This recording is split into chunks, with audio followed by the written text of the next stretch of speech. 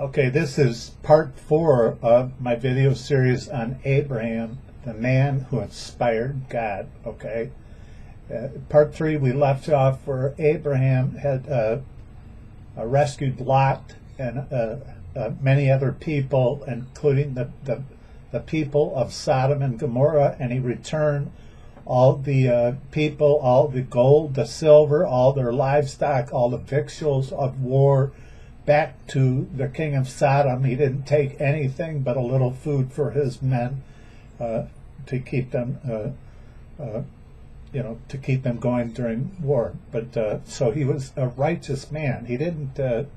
He wasn't like the other men of the world after the flood that would fight and take other people's possessions and war after, take women and their livestock and this and that. Abraham was a different person. He was living with a consciousness towards God. Do you understand? He was a righteous man. Do you understand? He returned everything to him. Anyway, so chapter 15, we pick up the story here. This in verse 1, it says, "After these things, the word of the Lord came unto Abram." He still hadn't got his name changed. He still wasn't born again into the kingdom of God quite yet, okay? In a vision, saying, "Fear not, Abram, I am thy shield and thy exceeding great reward." Okay? Now, pick up on the fact that the great reward isn't going to be anything of material possession or anything physical. Do you understand? It's going to be spiritual things, and there's nothing greater than children or descendants of family, because they're great sources of what? Love. But you have to remember now that your true reward comes in the afterlife too. Do you understand? It just does not end in this life. Do you understand? There's more to this life than this life. Do you understand? You'll be rewarded in the afterlife. Do you understand? So when God says, to Abram, "I am thy shield and thy exceeding great reward," do you understand? He's talking about for eternity too.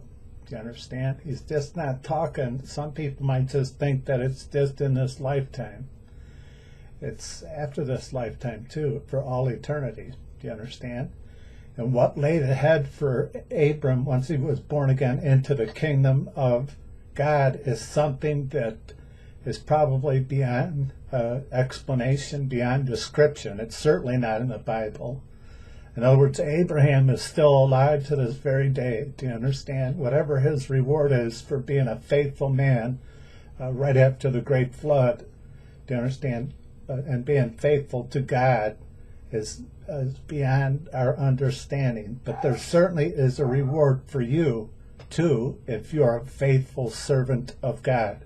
If you have become a faithful servant of Jesus Christ, laid up for you is a reward too. Do you understand? For everything. Do you understand? From giving, from being hospitable to strangers, to giving someone a glass of water. Do you understand? To being kind to people. Anything from what you would consider large or small. Do you understand? Your reward is just not in this life. It goes past this life. Do you understand? Anyway, getting back to the chapter 15 here in Genesis chapter 15, he went on to say that, Abram wanted, he was concerned about an heir, who was going to be his heir after he left this life, after he died, because he did not have a child. Okay, so he said, "Lord God, what wilt thou give me, seeing I go childless?" And don't forget that Abram, he already had a lot of wealth. He had gold and silver and a lot of livestock. He had a lot of material possessions, do you understand? But he lacked the one thing he wanted, and that was his own son, his own children, do you understand? His own son, really, to carry on his name, to carry on who he was, do you understand? Most men want that. They want a son to carry on who they are, do you understand? And that's what the one thing he was lacking. He already had material possessions. He could have accumulated a lot of possessions by taking the spoils of war. He was certainly entitled to them because he risked his life. He risked the lives of the men that were in his household, the 318 men. He risked their lives to rescue others. He was certainly entitled to the spoils of war, but he didn't take them. He was a righteous man. Do you understand? Like a lot of us, there's, we want more than this world has to offer. What you really want is not material possessions. What you want are spiritual things, peace, love. Do you understand? Joy. And certainly this world doesn't offer those things. Those things only come from God. Do you understand? You can't get those things in this world. Anyway, verse 2, and Abram said, Lord God, what wilt thou give me, seeing I go childless? See? You understand? Remember, Sarai is barren. She is unable to have children. And the steward of my house is Elzer of Damascus. And Abram said, Behold, to me thou hast given no seed. And lo, one born in my house is my heir. He had one person that was born amongst his household. So he thought, is this my heir? Is this who I'm going to leave my estate to? And behold, the word of the Lord came to him, saying, This shall not be thy heir. This person is not going to be your heir. But he that shall come forth out of thy own bowels shall be thy heir. You're going to have your own son. Do you understand? And he brought him forth abroad, saying, Look now towards heaven. Tell the stars, if thou be able to number them. And he said unto him, So shall thy seed be. In other words, you're going to have a lot of descendants. You're going to have not only children, you're going to have grandchildren, great-grandchildren, great-great-grandchildren. You're going to have so many descendants that are going to come out of you, you won't be able to count them. Do you understand? And what did he do? Verse 6. And he believed in the Lord. And what is the rest of that verse? And it was counted it to him for righteousness. Now you can't just gloss over this verse, see? You can't just keep reading. Listen to what it says. And he believed in the Lord.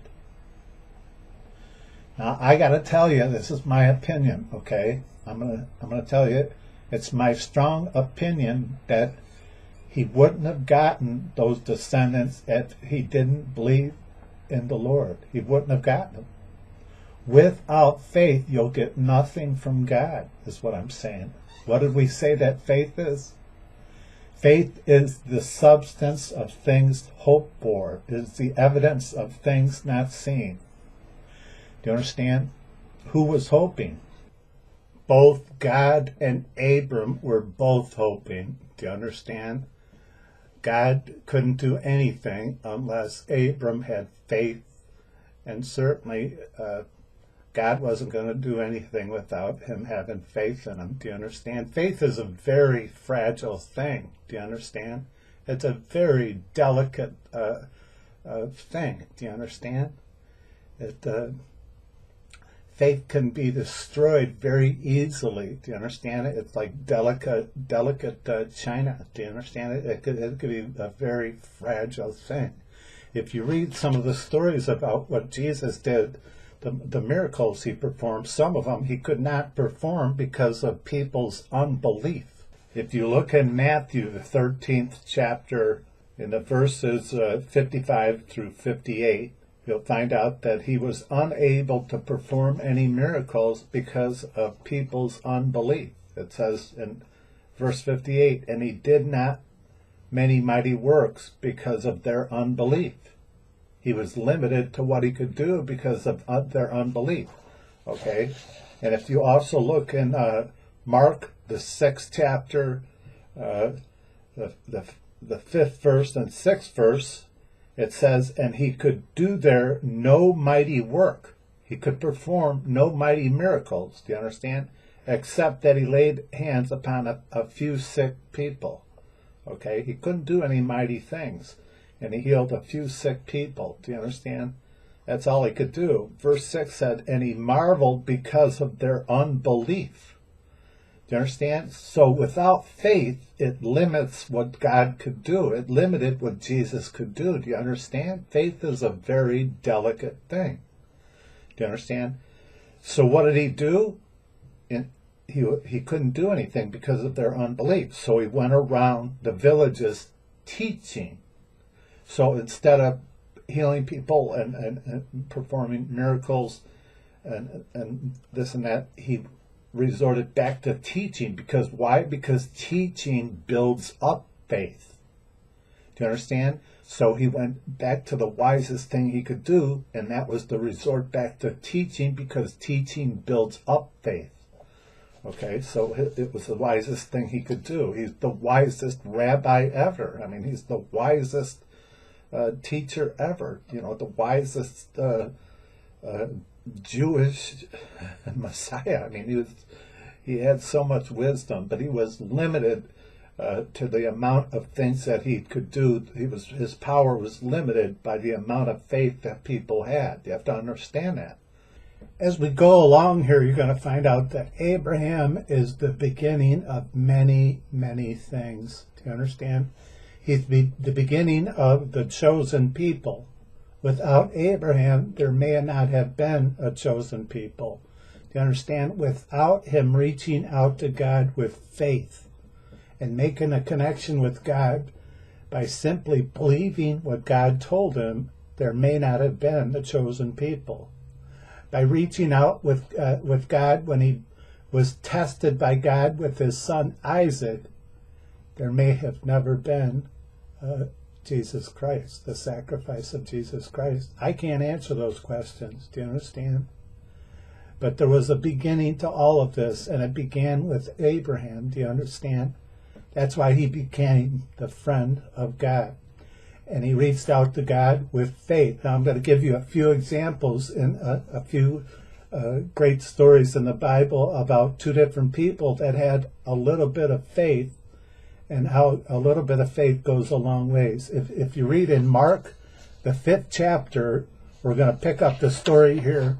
It's right after Jesus cast out some unclean spirits of a very tormented man that lived amongst the tombs in an area very close to the Sea of Galilee. Now, I've been to this area back in 1998. I visited Israel, and I've been to this area where this took place. I've been to many of the areas around the Sea of Galilee. I've been to Capernaum, where Mary, the prostitute Mary, lived. She had 6 unclean spirits cast out of her. This man had a legion of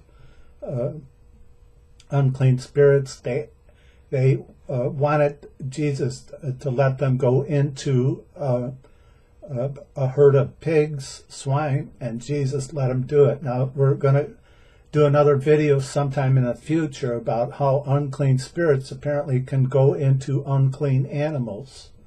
Don't forget that in some of my videos I've taught that animals are given a nephesh. That's a Hebrew word for living soul or essence of life. Do you understand? And so are people. We share that, a nephesh. But people are also given, human beings are given something animals are not, and that's called a neshama.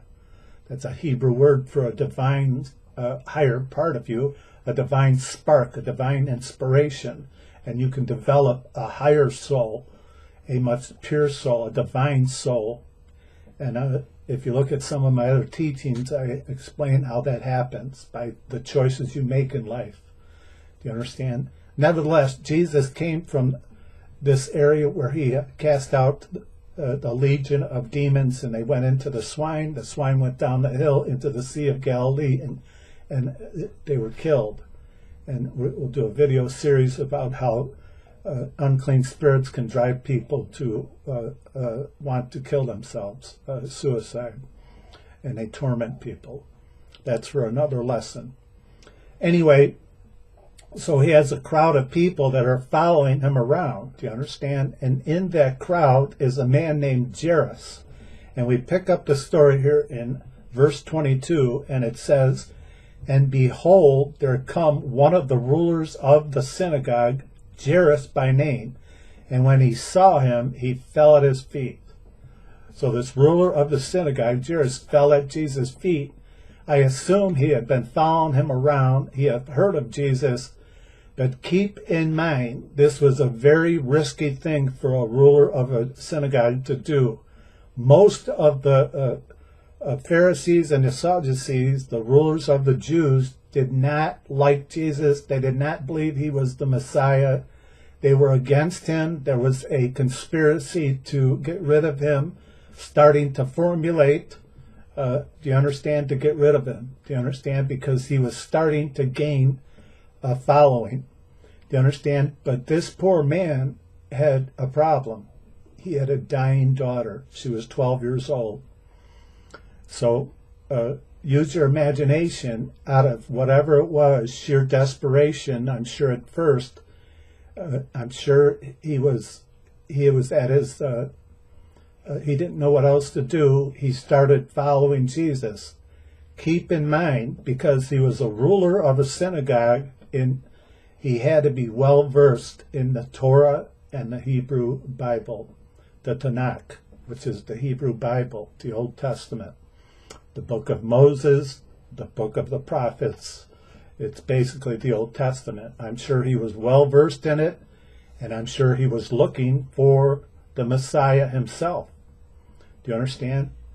So could it be that this was the Messiah? The Bible doesn't really explain what he believed.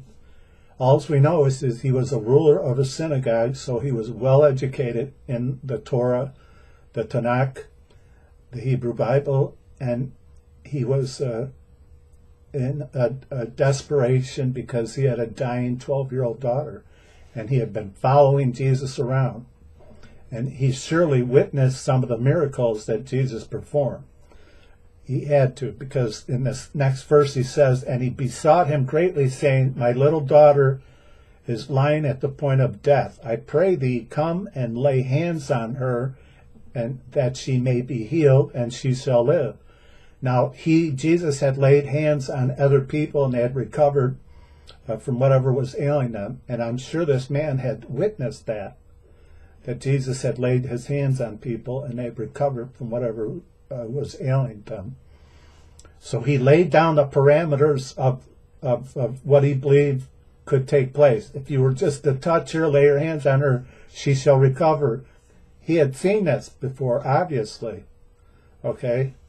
So, and he was putting his life at risk by other Jews, other religious Jews. If they had saw him following Jesus around, he would have been ostracized and he could have been killed. Do you understand? He could have had his life ended. Do you understand? By following Jesus.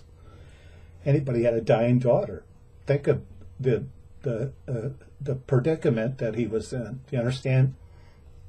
And Jesus went with him, and much people followed and thronged amongst him. A big mob, a crowd of people. Now think, amongst them people, there were people that may have started to believe that Jesus might be the Messiah. There were people that did not believe. They just wanted to see what was going on. Who was this person? Some that just mocked him, made fun of him. People that just thought he was just some crackpot, somebody that was just full of the devil. Do you understand? Somebody that was a lunatic. Do you understand? And then there was some 3 disciples that were with him too. Anyway, in that crowd, it says in verse 25, a certain woman, a Jewish woman, which had an issue of blood for 12 years, was in that crowd. She had suffered many things from many physicians. She had spent all that she had and gotten, she had not gotten better, but rather it got worse. And when she heard of Jesus, was coming, she came in and pressed behind them. You understand? And touched his garment. She just touched his garment. For she said within herself, if I may touch his clothes, I shall be whole. This is her miracle. This is her blessing. She laid down the parameters of the blessing that she was going to get, the miracle that she wanted. She's the one that laid down the parameters. She's the one that said, if I touch his garment, I shall be made whole. And she had faith that Jesus was who he was. Do you understand? And then she touched his garment, and lo and behold, it happened. The connection was made. Her faith with who Jesus is, God, the Son of God, the connection was made, and she got her miracle. And it says, and straightway the fountain of her blood was dried up, and she felt it within her body, and she was healed of the plague. She felt her own healing, which had to be really some kind of an experience to feel yourself being healed. Do you understand? It's nothing that she went home and checked later and thought, oh, something happened. She felt it instantaneously right there, and she knew it. How she did, the Bible doesn't explain. All it says is she felt it in her body. She knew it. And Jesus, immediately knowing in himself that virtue had gone out of him, turned him about in the press and said, who touched my clothes? Okay, and the disciple said to him, thou seest the multitude thronging thee, and says, who touched you? In other words, there's plenty of people that were pressing in on him. Everybody was touching him. It was a crowd. They were pushing each other. And you say, who's touching you? Everybody's touching you. And he knew by asking that exactly the woman would know what she was talking about, what he was talking about. He wanted to make a spectacle of her for good reasons. And we're going to explain that in a minute. Do you understand? So he turned around and said, who touched me?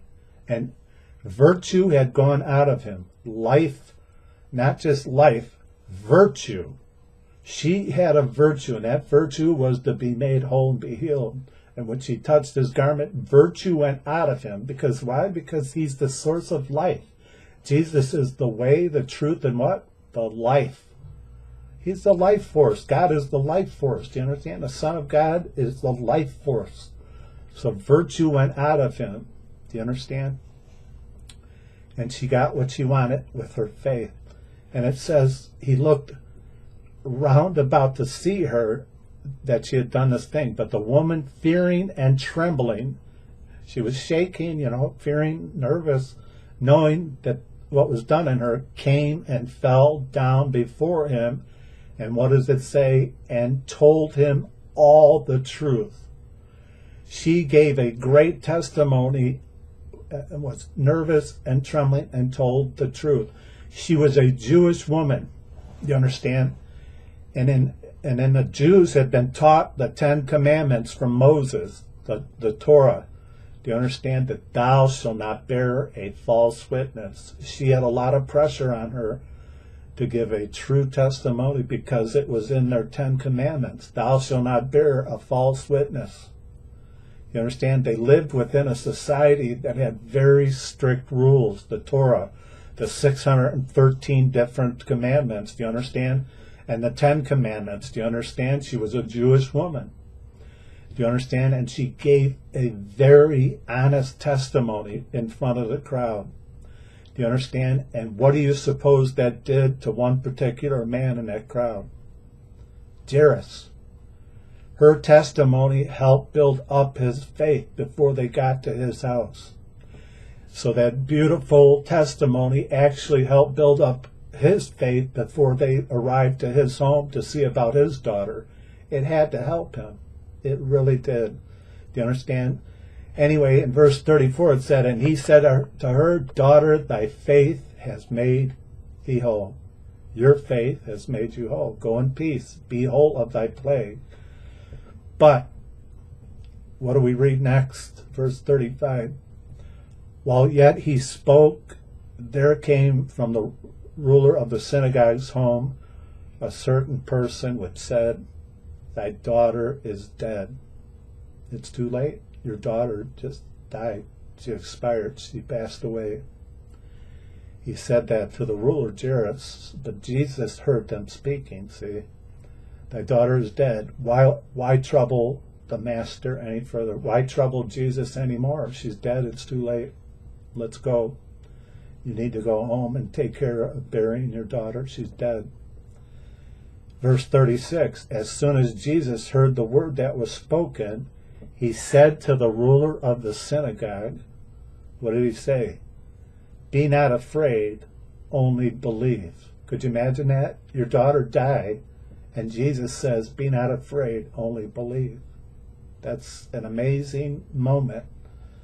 Do you understand? Could you imagine that? It's unbelievable.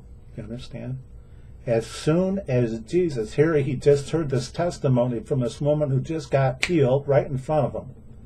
But it's not a healing that you could see with your eyes. So he's listening to her intently, watching her tell the truth about all that happened. This is not a miracle that you could see, like an ear getting reattached. Do you understand? It's something you cannot see. So he has to judge her like we all judge people, whether she's telling the truth or lying.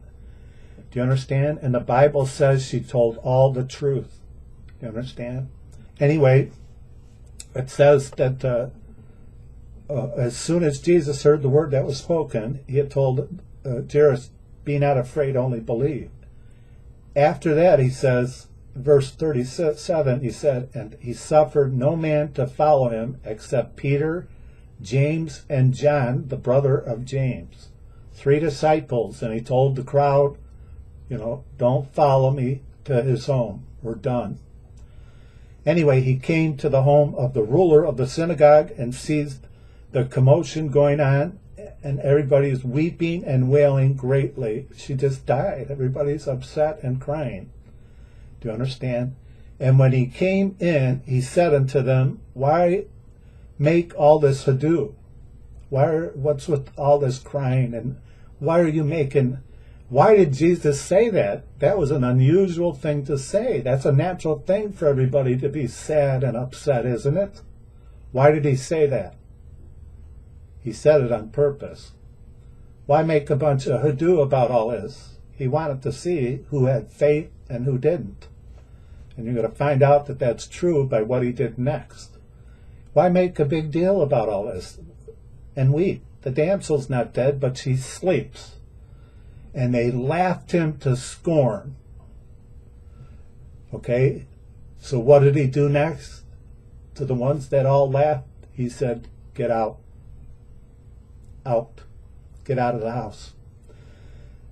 It says in verse 40, but when he had put them all out, he took the father and mother of the damsel. And what did I tell you earlier? Jesus cannot do anything. He's limited to what he can do by the atmosphere that he's in. He can do very little in the atmosphere of doubt.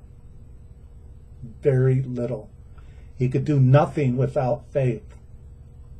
Without the Father's faith, he could have never made her come back. Do you understand? This would have never happened. You have to understand this.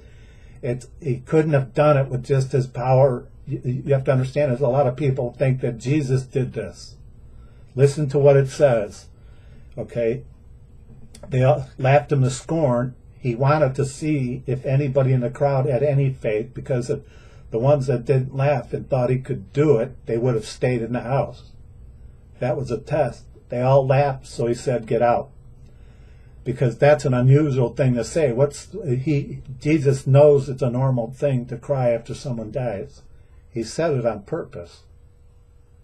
He wanted to see. He wanted to separate those who had no faith to those who did. And he separated them. They all laughed, so he told them, all of you get out. Anyway, he took the father who had faith, because the father did have faith. He just saw a great testimony on the way home. And he just had Jesus told him, be not afraid, only believe. They went into the room where the damsel, the daughter, was dead, and they were with them, and the 3 disciples went in there because they had faith, and they entered in where she was lying, and he took the damsel by hand, and he told her, Talitha cumi, which is interpreted, damsel, I say to you, arise. Okay? And if you look at verse 42, and straightway the damsel arose and walked, for she was the age of 12 years, and they were astonished with great astonishment. Could you imagine? I don't think You really can. I think you can read it as a story in the Bible, and we have a hard time. She was literally dead, not breathing, dead. She may have been changing colors too. I couldn't imagine myself, because you can read it in a book, but the reality of being there, you understand, she was literally dead. For how long, I have no clue. Could have been quite a while. She could have been turning gray. Do you understand? And then all of a sudden, she's getting up and she's back alive. That's beyond my comprehension. Anyway, and he charged them straitly that no man should know it, and commanded that she should have something to eat.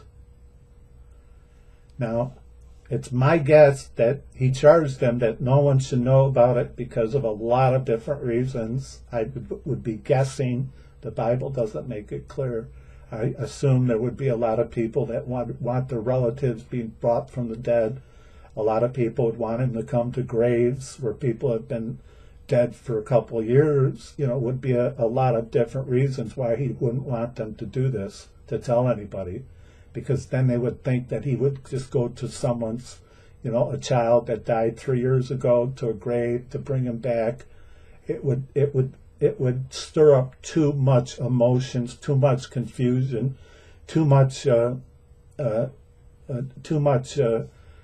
commotion, too many problems. She had just died just a few minutes before they got to their house, and Jesus had met this man just prior to getting to the house. This was done within minutes, really. And I can't speak for God. I cannot speak for Jesus as to why he brought her back from the dead and why this. But I could tell you one thing. The father, had enough faith to believe that he was going to do it. I could tell you that, because without that, it would have never happened. Do you understand? Just as I said from the onset, that there may have not been a chosen people, the Jewish people, without Abraham believing in God, that he was going to do what he was going to do. Abraham, it says, believed what God said, and it was counted to him for righteousness. You understand? So I've given you a few examples of the people. You need faith to make that connection with God. God has hope. Do you understand? He has hope. He had hope that Abraham was going to believe what he told him. There was no guarantee that Abram was going to believe what he said. But he did believe in his heart that everything he said, and the connection was made.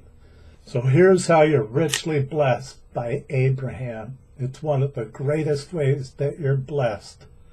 John 3:16 says, "For God so loved the world that he gave his only begotten Son, that whosoever believeth in him shall not perish, but have everlasting life." Whosoever believeth in him, whoever has faith in him, shall not perish, but have everlasting life. Do you understand? Ephesians chapter 2, verse 8 says, "For by grace are you saved through faith, that it's not of yourself, it is a gift of God." But it takes faith. Do you understand? So how do you put that together with Abraham?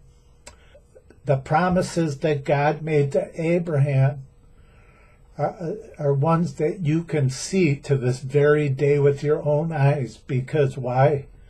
God promised Abraham that he would have millions and millions of descendants, so many he couldn't count them. The two examples, the man Jairus and his young daughter who came back from life, there was only a few people in the house, 3 disciples and Jesus, and they were told never to tell anyone. Do you understand? They're gone in human history. They're not here in this day to tell you their testimony. Like I said, the woman that had an issue of blood, she's not here to give her testimony to you. They're a part of history. And what is history? His story. They're a part of God's story already. Do you understand? Almost 2,000 years ago. Abraham was almost 4,000 years ago. And he's the only one in the Bible that God gave these promises to To this very day, you could see that they're still coming true. Why? Because you could see that there's a land of Israel. It exists to this very day, and there's still the Jewish people. They're still having babies. They're still multiplying. So you can plainly see that God has kept his word with Abraham. He made those promises almost 4,000 years ago. This is a promise, a miracle, a blessing, a covenant that you can clearly see with your own investigation, your own eyes, that God kept his word. And if God keeps his word by having a little bit of faith, the same faith that Abraham had, he'll keep his word when he said he'll save you. Jesus Christ will save you if you have a little bit of faith in him. Do you understand why you're blessed now? Because you can see that God kept his word with Abraham, because Abraham had a little faith in him. Do you understand? So God will keep his word by saving you if you believe in Jesus Christ. Do you understand how richly you're blessed because of Abraham? That's only in one way. In this next part, we're going to expound on how you're richly blessed because of Abraham.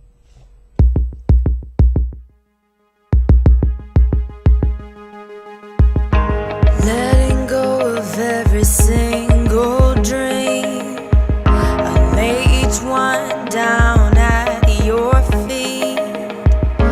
Every moment of my wandering never changes what you see. I've tried to win this war, I confess. My hands are weary, I need your rest.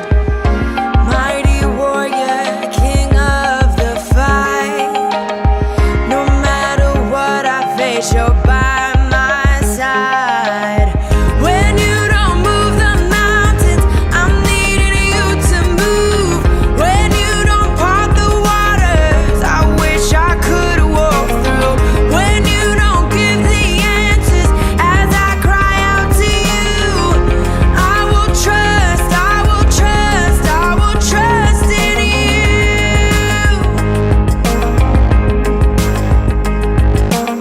you. Truth is, you know what tomorrow brings.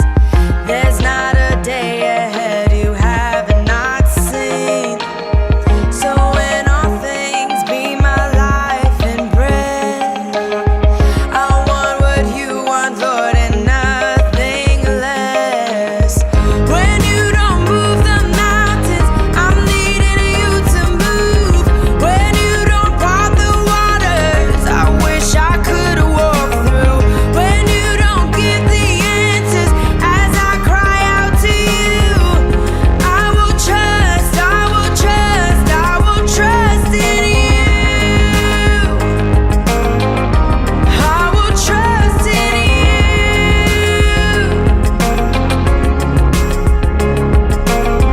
You are my strength and comfort. You are my steady hand. You are my firm foundation, the rock on which I stand. Your ways are always higher. Your plans are always good. There's not a place where I'll go you've not already stood. When you don't move the mountains, I'm needing you to move. When you don't part the waters, I wish I could